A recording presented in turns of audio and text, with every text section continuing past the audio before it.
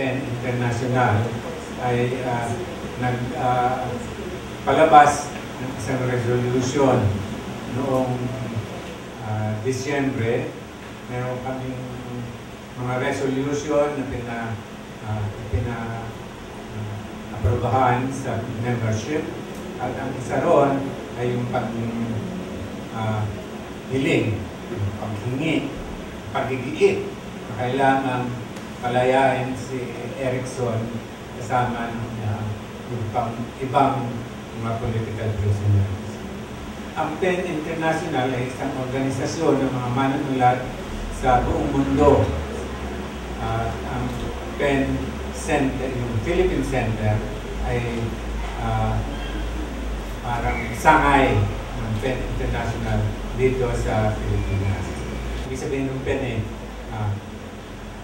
poets, essayists, novelists, PEN.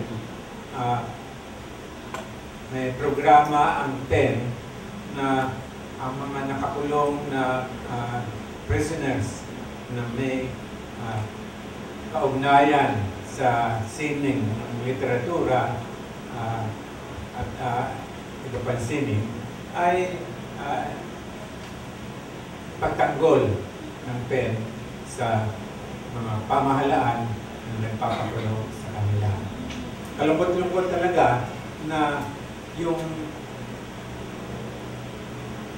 mga criminal charges na inihaharap sa mga inaaresto ng militar ay napagtatakpan na meron talagang political motive ang military at ang pamahalaan, kaya nila sinasampahan ng kasong kriminal. So, isang banda, totoo na sinasabi nila na walang political prisoners.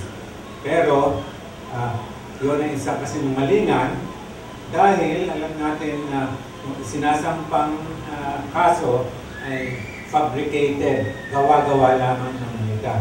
Tulad ng nangyari kay Erickson na matapos na siya maaresto at magdaan sa interrogation at torture, ay